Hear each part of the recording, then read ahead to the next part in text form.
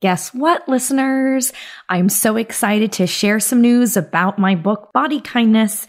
It has been selected by Amazon as the Kindle monthly deal. So if you like ebooks, I would love it if you checked out Body Kindness. It is going to be priced for $1.99 from May 16th through May 29th at Amazon.com and also with my publisher, Workman.com.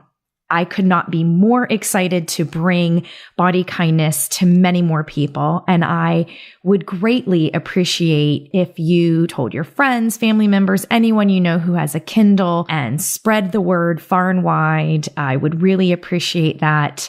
Body Kindness is going to be the Kindle monthly deal, May 16th through 29th for $1.99.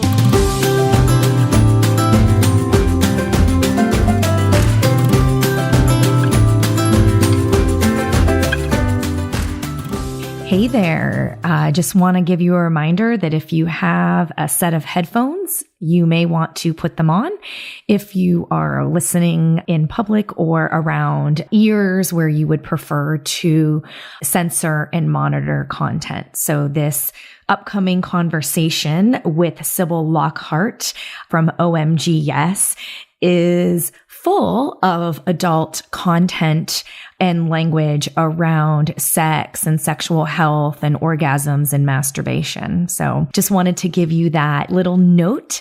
And I am very excited to bring this to you. I do share more personal information and experiences in the hopes that no one will judge me.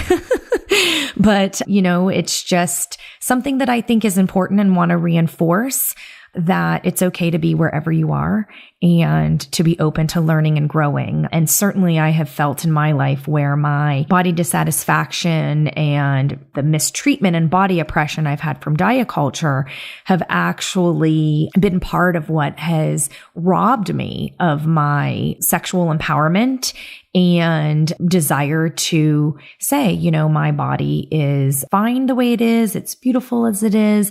And that it is worthy of receiving pleasure when it comes to orgasms and masturbation, not just giving pleasure. So I do hope that this content resonates with you and you find it helpful. If you are somebody who has dealt with sexual traumas and you're not in a place where you think this is a good thing for you to explore right now, I understand it's totally fine to skip this podcast and then move on to one in the future that better meets your needs. But without further ado, I want to welcome you to the episode and invite you to become a Body Kindness Insider at bodykindnessbook.com. Because real health is about being good to yourself. It's time for Body Kindness, the place where all bodies fit and weight is just a number. Hi, I'm Rebecca Scritchfield, author of the book Body Kindness, registered dietitian nutritionist, and host of this podcast. Today, my topic is all about pleasure. And as you know, we are in our month about sex and sexuality. And one component of that is also the idea of masturbation and orgasms. And to be honest, this topic is really important to me because I feel like I've spent most of my life being told by our culture that our bodies are meant to please someone else. I didn't really get the ideal instruction for how to seek out pleasure for myself. And it took years to kind of unlearn what we're taught about our bodies and sex and sexuality and sexual health. And it absolutely relates to the idea of body kindness because we have body parts that are about, making us feel good. And there are healthy ways to build relationship with yourself and a partner, someone you care about. And so I just think we need to talk about it. We need to understand that this intersects with diet culture and our desire to say that our bodies aren't good enough, when really they are. And so I wanted to dedicate some time to delve a little bit deeper. My special guest to discuss this today is Sybil Lockhart. Sybil Lockhart studied psychology at UC Berkeley and neuroscience at Brandeis University. She has taught high school English and French, done postdoctoral research on nervous system development, authored a memoir packed with brain science, served as a science writer for a biotech firm, and developed science curriculum at the Lawrence Hall of Science. She has the unique privilege of researching women's sexual pleasure and recruiting participants for the first ever research-based website on women's sexual pleasure, OMGYes.com. And I am a proud user of the website. I cannot wait to delve into that. Thank you so much for being here, Sybil. Welcome to the show. I'm so glad you're here. Thank you. Yeah, so let's get us started. I'd like you to share a little bit more about yourself and your work. You're a very interesting person. You obviously have a strong scientific human background. So I'd love to learn more. About me? Yeah, sure. About you and your work. And I definitely want to get into OMGYes.com for sure. So it's interesting because I do come from a very strong science background. And also I have a lot of teaching and writing in my background. And then I came to OMGYes, which is a website that helps women and men become better at pleasing women sexually. And it works through groundbreaking academic research on women's pleasure using real video episodes featuring women who discuss their favorite techniques and then demonstrate them on themselves. Plus, there's this interactive tool, a touchable vulva that you can use on a touch screen. And I'm not really talking about myself right now, but you'll understand why I'm going here. And our members can actually practice these techniques on their touch screen while receiving guidance via a simulated feedback. And all of this is just this amazing thing that has nothing to do with my background. So how did your background connect you to this particular work then? Right. So, I mean, I do have a lot of research in my background. And this is, like I said, it's a academic research. It's sort of the foundation for all of the statistics that are on our site, all of the facts about which things women prefer and what percent of women prefer which things. And so I think that is partly why I was recruited to this place. And also OMGYes hired a really good friend of mine from Lawrence Hall of Science right before they hired me. So yeah, Jen Arter, who's a researcher here, and she recruited me in too. So did she take you out for drinks and say, hey, I have this really interesting opportunity? Right, exactly. Actually, she didn't take me out for drinks, but she pulled me aside and she pulled me into this little back room, like a storage space. And she's like, secret. Yeah, we were whispering about it. But I mean, it's funny because part of why we were whispering is because we worked at this other time. But the other part is this taboo that we feel like we can't talk about this stuff, which once you start to work for OMGYes or get on the OMGYes website, that kind of changes. Yeah. I mean, and it's so important. And it taught me just how deeply rooted the body embarrassment issues can go, because when I logged in and I remember when I saw the first literally up close video of there's the vulva, there's the clitoris, and here's a woman totally comfortably talking about the figure 8 motion and how to edge properly. And I'm the very first thing was oh my gosh. And I'll be honest, I kind of felt like that sort of, I'm doing something bad. I'm watching porn. And it wasn't at all how it's presented. I think that just goes to show you, if we show a woman's body part, we don't make it part of middle school education or high school. We never educate people ever about knowing their body parts and what they do. And so the language that we have around it is if we see an up close vagina, we must be watching porn. And I had to say, no, wait a minute. This is for my benefit and my learning. And that did go away very quickly for me. But just that gut reaction taught me so much. It's wow, there's still work to do. And just, feeling that this is normal and an important part of our well-being. That's right. Yeah, it is a really powerful moment. It was for me too, because many of us just live all of our lives with this taboo hanging over us.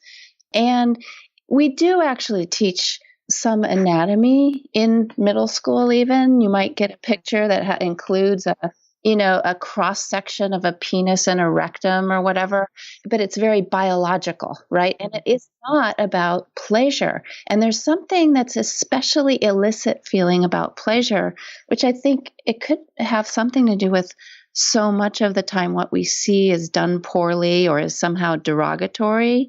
But this website, OMGYes, is so warm and direct and tasteful and kind of airy. That was my first impression. Like, it's kind of light and delightful. And that's what pleasure really is. It's something wonderful and clear. It's not complicated. And that's when that taboo comes lifting off. It feels so great, because what happens is you stay and you sit through that initial feeling and you see what's on the other side of it, which is this honest conversation and expanded awareness, right? And new vocabulary. What I loved about it too is that you get to meet several different women with different backgrounds, different experiences.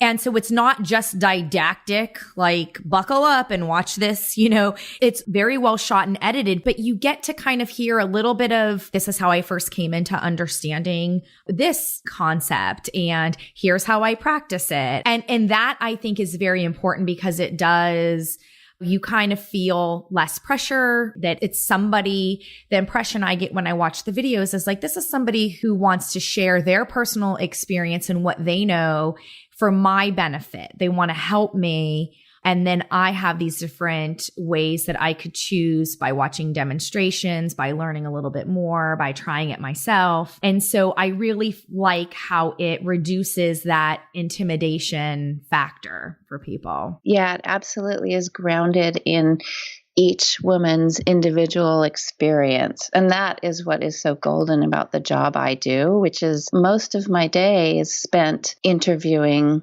women who are potential participants in the project. And they're all like, they can't wait to tell me. They have these amazing insights and they can't wait to tell me about all the cool stuff that they have discovered. Wow. So there's like, people can fill out I'd like to be a guest on the website, basically, and you interview them to decide.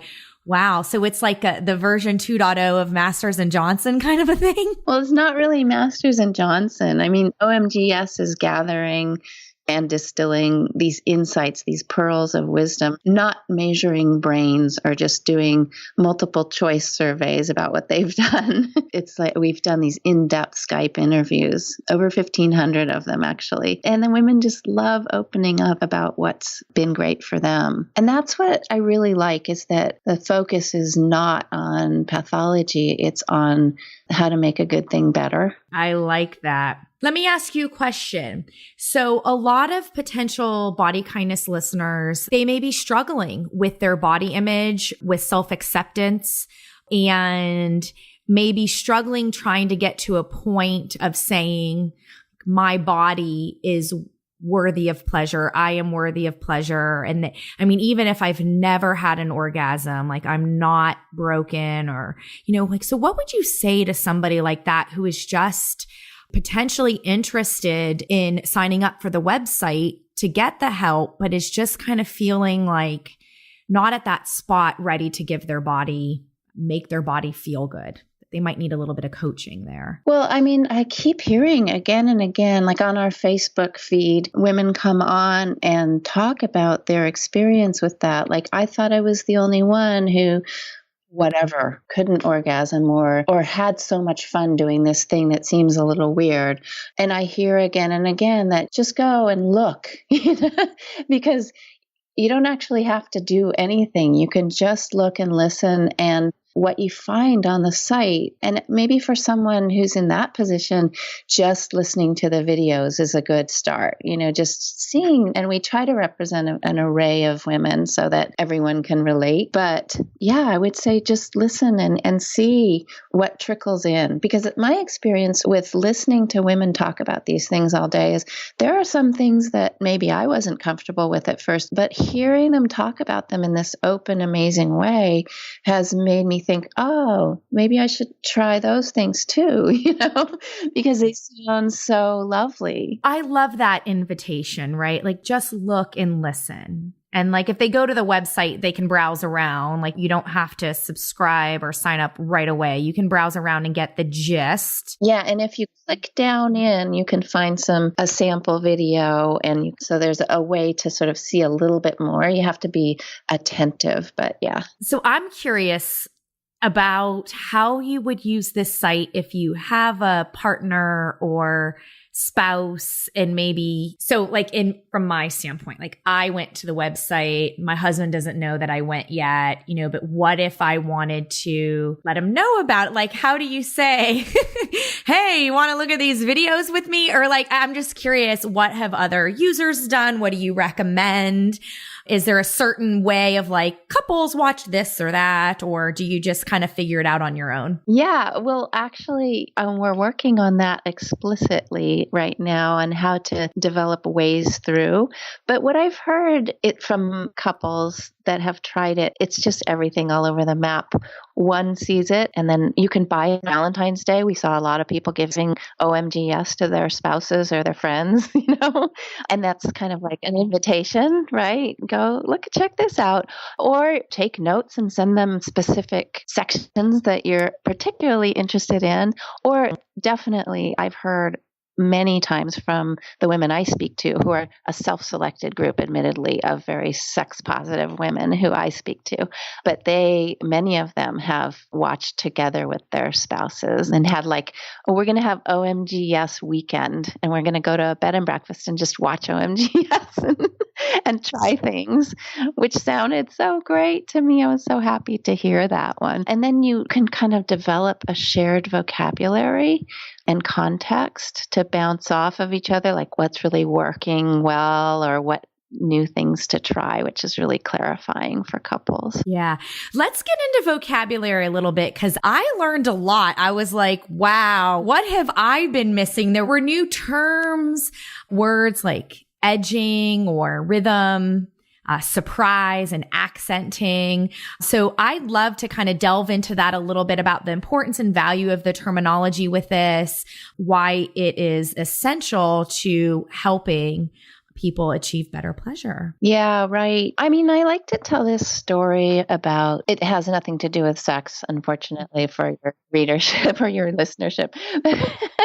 But I used to take walks in the hills above my house all the time. And I love the trees and I love the flowers, and I'm a pretty observant person. I noticed a lot of things. But then I took a botany class, and my professor took me walking up in the same park where I always walked before.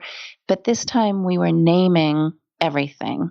He was pointing out, what everything was called. And the next time I took a walk, it was like I had a whole new set of colors or shapes to identify. And I got so much more pleasure out of it just from having the names of the things I was seeing and a little bit of information about how they worked. And I think it's the same with terminology for sex. And unfortunately, there aren't a lot of good words for the things that we're saying. And I run into that again and again. Somebody will stop and say, God, I've never tried to put this into words before, right? And it's kind of like when somebody does it right, it's like that experience of when you first read that novel that really resonates with you, and you're like, oh my God, I've had that feeling before, but I've never put it into words. And yet it's a physical sensation that you've never put into words, right? So there are a lot of vague notions in sex, like that thing you did, and clarifying them and having words for them is really impactful for yourself and in a relationship. In fact, like some of the initial research uncovered that women who use specific words for how they'd like to be pleasured differently are 6 times more likely to be sexually satisfied and 8 times more likely to be happy in their relationships. So like, we need the words. It really works. It's, that's kindness to yourself. Yeah.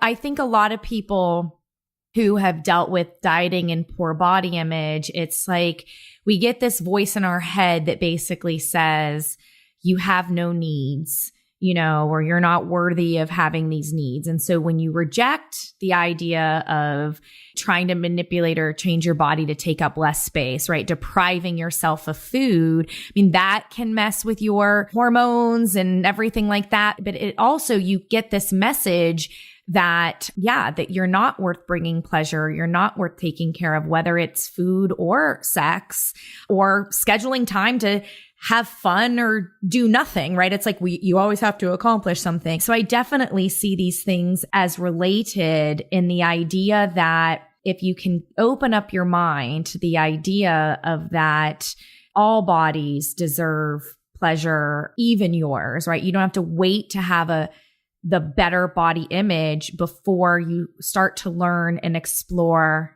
and try. And this is something with this website they could try totally on their own. Yeah. And there's another thing about that, just as you spoke, that occurred to me is that finding pleasure and embracing your body, that sort of turning upside down what you just said and turning around and saying, okay, now what about me? You said something about, oh, we all have such busy lives, or, like there's always something else that we need to do first.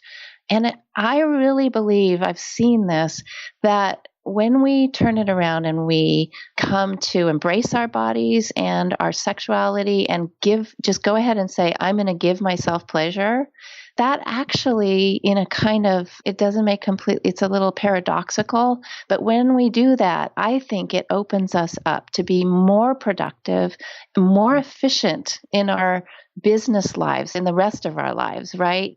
And more of service to other people, because we are coming into the world with this glowing attitude of like, oh, life is good and I feel good. And that just enables us to be so much better to the people around us. And yeah, I just think it is really a healthy thing. It's not a selfish thing.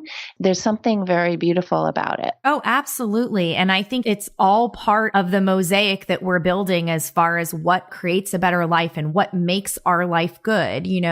Earlier this month, we had Melissa Fabello who talked about sexuality and said, well, we don't all have the same level of sexuality, but anyone can develop and grow for kind of based on what seems to work for them and everything like that, and I think that was a really important comment to make, because in this other way where we don't feel good enough, it's like, well, you feel inadequate because now you're not as sexual as one of your friends is or something, and so you get into this dark place when you compare yourself to someone else and then use it as a reason to say, and then this is why you're not good enough as you are, or even as a reason to avoid learning and growing in the idea of giving your body pleasure, because you just repeatedly tell yourself that you are not worth it. And certainly if we don't give ourselves the free time to learn and grow in this area, it's another form of deprivation. And even in general, when clients come to see me and they struggle with emotional eating or drinking, there is, I don't want to say ever so extreme, but nearly everybody, they just lack general pleasure in their life. And I think there's something you said a little bit back about, well, I'm going to just latch onto it. Starting points. We all have really different starting points. And that doesn't mean, like, if my starting point is I've never had an orgasm, that's fine. And in fact, it's been really great talking to women who don't have orgasms, because actually often that is properly played. It leads to more pleasure because there's so much on the way to an orgasm. And the people who have orgasms are so focused on that often there's a headlong rush towards the orgasm. And there's so much missed because of not proceeding slowly and enjoying the moments on the way to that. Yeah, that's a really good point. I remember struggling with that, right? So once I felt more liberated and, my husband and I were bringing in lube and toys and just, kind of really expanding that sort of vanilla type of sexual experiences, that there was a part of me that did focus on the orgasm and that was kind of rushing to get there. And it became less fulfilling. Does that make sense? Oh, yeah, definitely. So we have a lot of talk right now around OMGYes about what are the things we can do to slow down the process and build up the orgasm so that if you take your time with it, a lot of times it expands into something bigger and longer, like takes up actually more time if you don't rush into it. So there's a lot of interest in that. Well, and that was something that I learned when I was playing around with the site, so to speak, with the terminology, with the idea of edging. Right. And I think that's exactly what we're talking about. So it's like you get, they very good video talking about how, you kind of get close and then you pull back and you get close and pull back. And I want to say the gal said that in the end, she ended up having like a 10-minute orgasm or something that I was like, wow, that is awesome. Right. Sounds kind of unbelievable, but it's this idea that you're going to learn the different terminology, different techniques. You're going to get feedback from folks, practice it yourself, and you don't know what's going to happen with you. But the idea, it's about learning new techniques and getting new experiences where, from my perspective, the end game is you feel more satisfied about your life and your well-being because you're kind of ticking the pleasure box. Absolutely. And another sort of fringe benefit of it is that the women of OMGYes are just this very nice, diverse array of women. And so it's very comforting. Like you see all these different vulvas and you're like, oh, my vulva it might be different from my friend's vulva, but it fits in this bouquet of vulvas. Like women of all ages are learning more about how to pleasure themselves. So I can learn that too. So it has this very nice sort of normalizing effect that it's comforting and you feel like you're in good company. Well, I'm curious about something because I really feel, I guess, like a late bloomer in all this stuff, like very late bloomer. And I've had to just kind of like, don't judge, it is what it is. You got plenty of years left, blah, blah, blah. My inner caregiver has gotten very good at not judging life. But is there a wide spectrum of women who are coming to the site? And I know the site's not just for women, but it's focused on the female pleasure. But like, is there a wide spectrum in ages? And are some people later bloomers and kind of still just getting started? And absolutely. I mean, they're all ages, except that we don't let the youngsters in. But yeah, 21 to 95. There are users of all ages, and there are men and there are women. And we also they're all over the world. So we have over 150,000 members, and they're 75% of them are in other countries. They're in Japan, they're in Korea, Brazil, Germany, France. So yeah, our users are definitely of all ages and just from all over the place. That is comforting. And I just, again, want to say different starting places. How would you feel when you get to the gates of heaven or whatever? I never did this. And I did this when I was 65, 75. I have a friend, has a friend of the family who's kind of like a godmother who's in her 70s. And she just went on OkCupid and found this guy.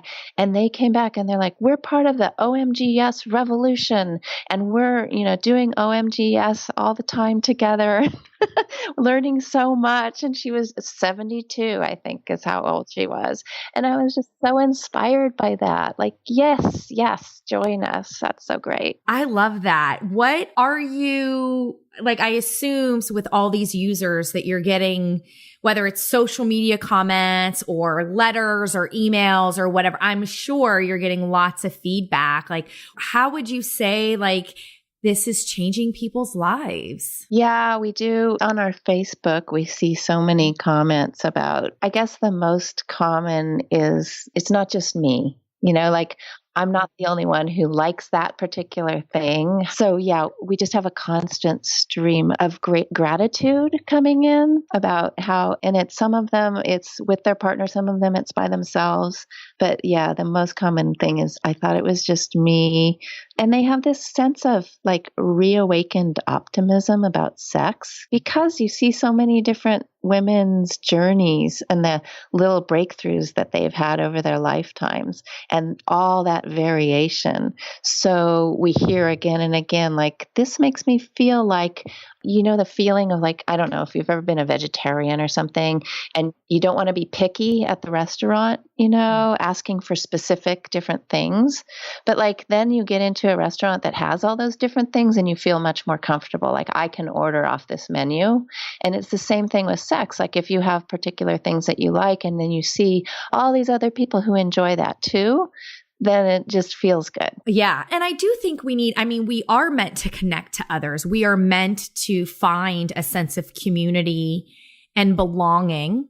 We try not to compare in a way that makes ourselves feel bad, but we do need to know that there's nothing wrong for us and we aren't alone and that we will be accepted no matter what. And it sounds like you've built a really valuable community where, if you want to be kind of discreet at first, you sign up, you do some videos and learning kind of on your own, even if you have a partner, like just kind of like let yourself progress. Like you said, start where you are, but you've got this community where people can connect and interact and support each other. Yeah. Although, there isn't a social media. On Facebook, though, people do comment back and forth. And I heard a really great story from one of our participants about how they were off at the Women's March and they met out in the plaza there. They met some friends of theirs and they were like, oh, you have got to get on this website, OMGYes. And they were like, we are on that website. Isn't it great? And they had this whole conversation and they got into specifics right there on the mall, talking about specifics of sex. And they said that is a conversation that even with those good friends, we never would have had that conversation. So it does happen that people end up connecting through it, which is really lovely. Yeah. I was recently at a really awesome girls' weekend, like some of my college girlfriends, and we, were tired moms. And so we were just happy to be away for a few days and doing whatever. And some of us haven't seen each other in at least 5 years. And we're just able to kind of reconnect right away to our sort of our college version of ourselves. And the topic of sex came up a little bit. It was just really interesting to me that we were all seemed to kind of be at different places. And we all seem to be kind of struggling with something a little different, So one, well, I initiate even if I don't really want to, just because I'd feel bad if I didn't, and then somebody else like, oh, I'm too tired. I'm just kind of like, whatever.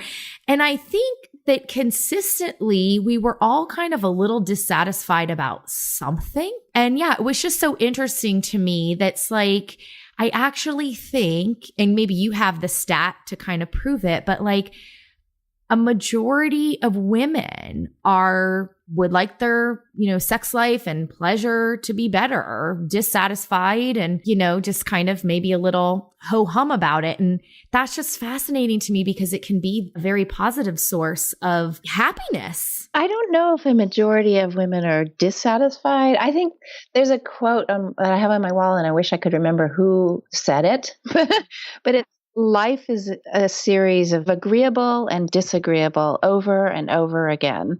And I think, life is like that. You go through these phases of intense pleasure or dissatisfaction or these plateaus. And I don't know, we're all at different points at different times, but the nice thing about OMGYes is that you come into it and there's always something to learn. There's something to gain. So if you're at a good place, then you come to a better place. And if you're at a low, then maybe it cheers you up.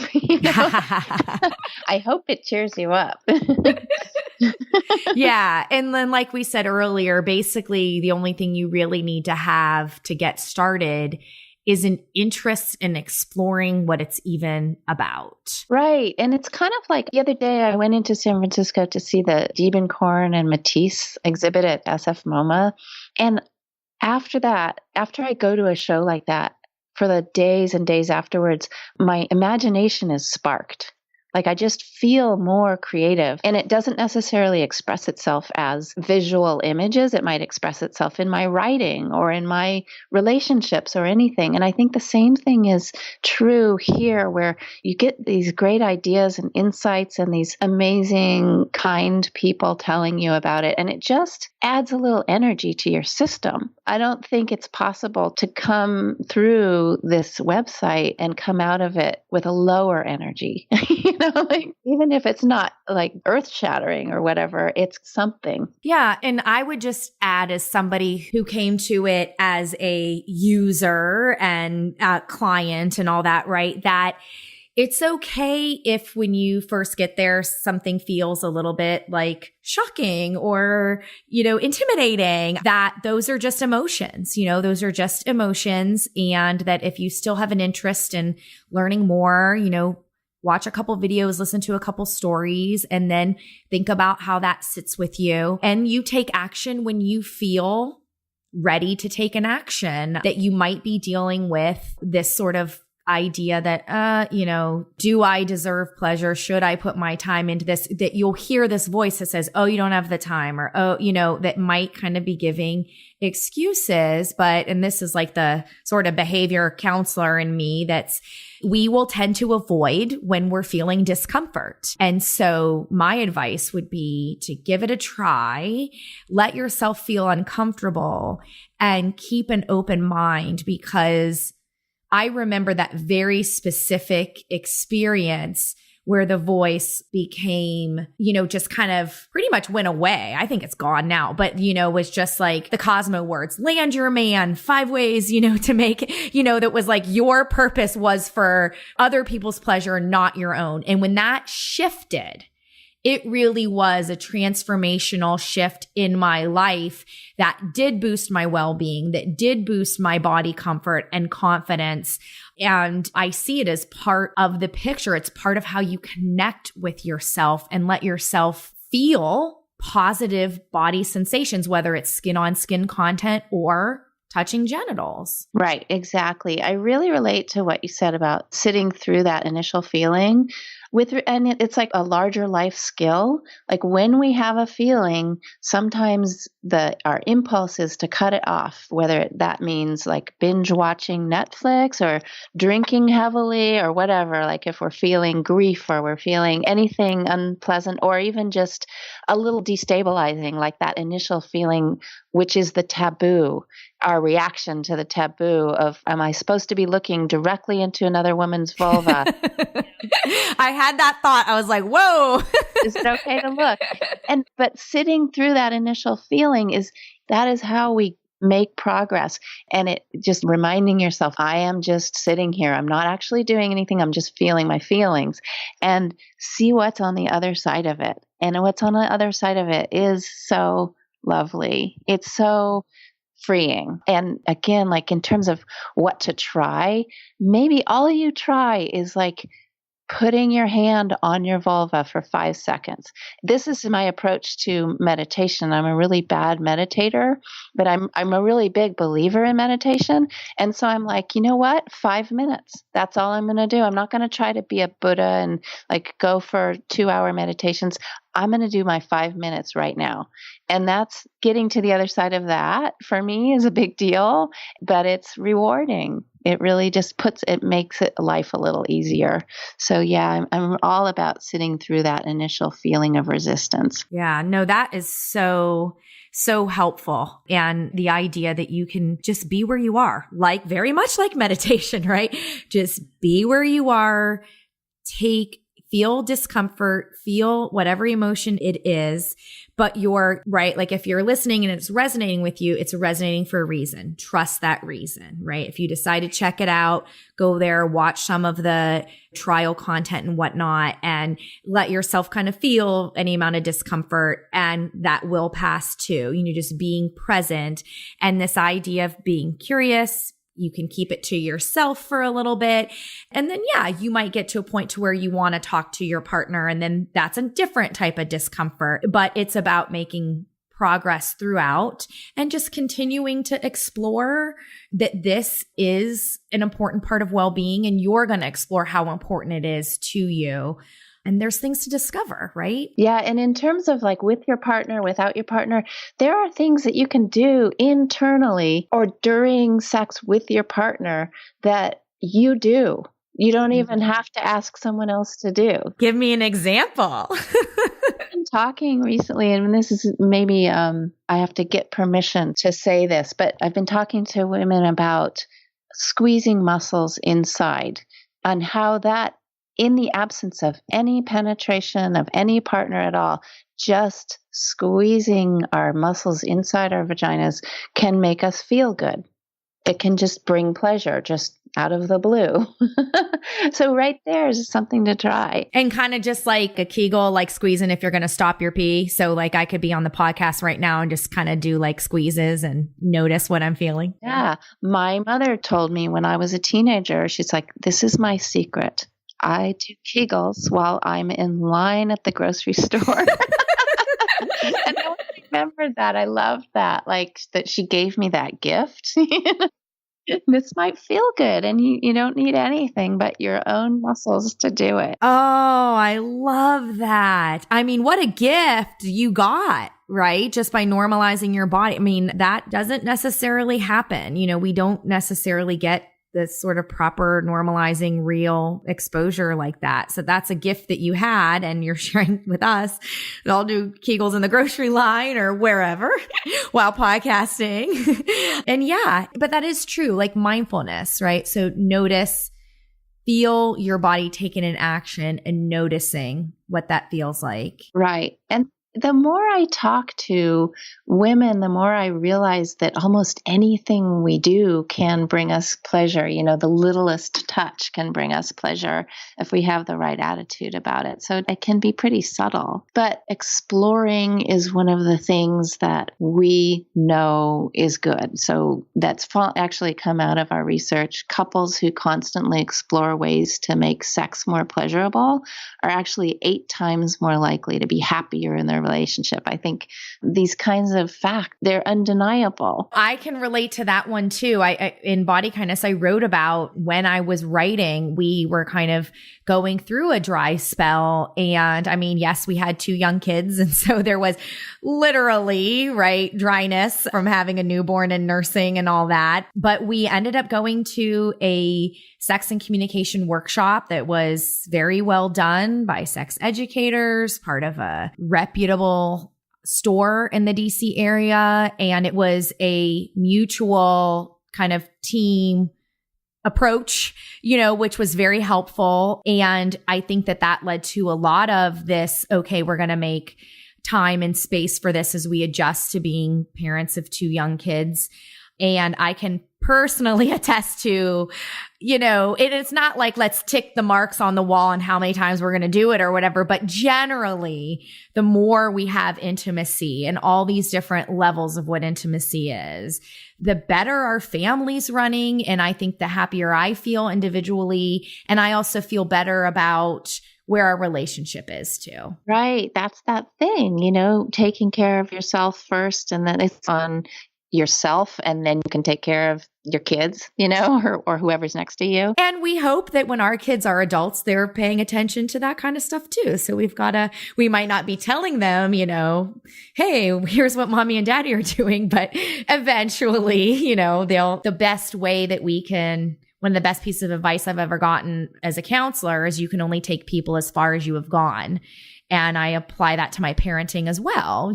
I can take my kids as far as I have gone. And it does back to that kind of permission of investing time and energy into something when there's so much going on. It's like, wow, this is actually my healthy relationship with myself and my body, and my healthy sexuality is going to help me when it comes time to talking to my kids and fostering that through the years. So that enhances my motivation. Yeah, that class sounds like a great thing. I think everybody should get to do that. All parents. And if you can't get to a store near you or you just want to start right away, they can check out omgyes.com. And so it is a membership, right? Like, can you explain any of that just as a little teaser for listeners? I know they can get the details when they get there, but anything else you want to explain? Okay. I think it's right now $39, and you just go to OMGYes.com and you can see the sample videos of women discussing and showing on their bodies how they pleasure themselves and receive pleasure. Yeah, go and explore. Yes. And on that note, I just want to thank you so much for coming on today. It's been very wonderful. I have enjoyed the website. I'll be sure to include the links and everything with the show notes as well. And thank you so much for your time. Thank you so much, Rebecca. It was really fun.